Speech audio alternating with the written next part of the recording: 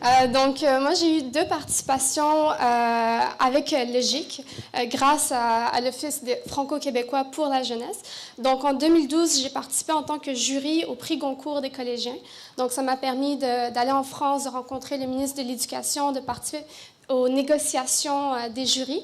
Et ensuite, l'année dernière, en tant qu'ambassadrice pour le 375e de Montréal, je suis partie en mission exploratoire en Suède et au Danemark, où j'ai eu la chance de rencontrer des élus municipaux, mais aussi des jeunes et aussi des centres des réfugiés pour prendre leurs bonnes pratiques et ensuite rapporter ça à Montréal.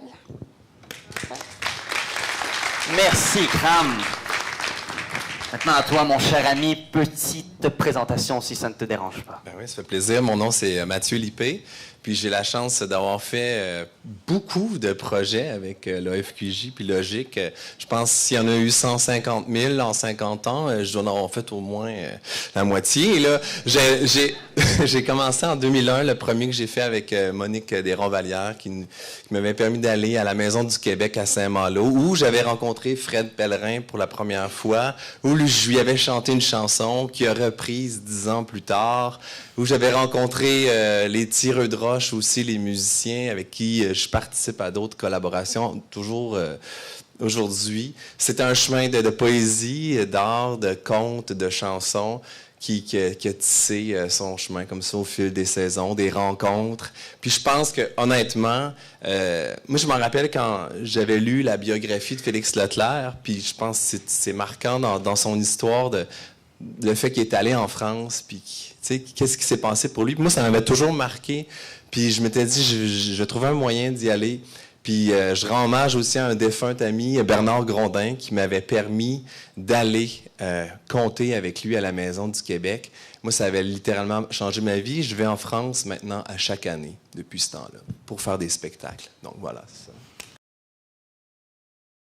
Moi, j'ai eu 2 participations avec le GIC grâce à l'Office franco-québécois pour la jeunesse.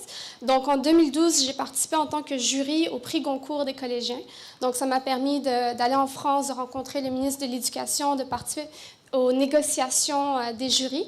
Et ensuite, l'année dernière, en tant qu'ambassadrice pour le 375e de Montréal, je suis partie en mission exploratoire en Suède et au Danemark, où j'ai eu la chance de rencontrer des élus municipaux, mais aussi des jeunes et aussi des centres des réfugiés pour prendre leurs bonnes pratiques et ensuite rapporter ça à Montréal. Ouais. Merci, Cram. Maintenant, à toi, mon cher ami, petite présentation, si ça ne te dérange pas. Ben oui, ça fait plaisir. Mon nom, c'est Mathieu Lippé. Puis j'ai la chance d'avoir fait beaucoup de projets avec l'AFQJ puis Logique.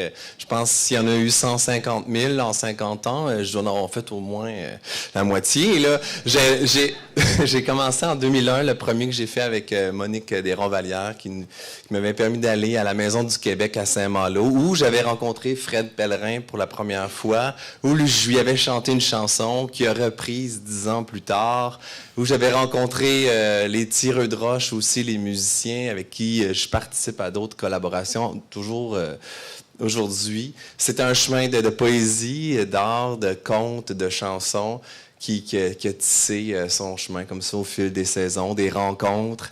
Puis je pense que, honnêtement, moi je m'en rappelle quand j'avais lu la biographie de Félix Leclerc, puis je pense que c'est marquant dans son histoire le fait qu'il est allé en France, puis qu'est-ce qui s'est passé pour lui. Puis moi, ça m'avait toujours marqué. Puis je m'étais dit, je trouvais un moyen d'y aller. Puis je rends hommage aussi à un défunt ami, Bernard Grondin, qui m'avait permis d'aller compter avec lui à la Maison du Québec. Moi, ça avait littéralement changé ma vie. Je vais en France maintenant à chaque année, depuis ce temps-là, pour faire des spectacles. Donc voilà, c'est ça. Super. Donc, c'est toujours un peu stressant de passer après un créateur. Moi, je suis en économie, donc soyez indulgents. Donc, la francophonie, le Québec, une page à écrire, en passant par Anne Hébert à Assia Djebar. Donc, je m'explique. Oui. Je suis d'origine algérienne. Je suis venue à Montréal, au Québec, à l'âge de 6 ans. Et puisque j'habitais en montagne en Algérie, je parlais en fait aucun mot de français lorsque je suis arrivée ici. Donc, je parlais mon arabe natal et le berbère à ce moment-là. Donc, la page à écrire, c'est mon parcours, mon histoire qui a été facilitée justement par le GIC et des initiatives francophones, comme on peut le voir aujourd'hui. Assia Djebar, donc la première écrivaine algérienne à se faire reconnaître, comme Dany Laferrière, en fait, récemment, dans la Grande Académie française. Anne Hébert, une poétesse francophone québécoise qui m'a grandement inspirée lors de mes études collégiales. Donc, voilà.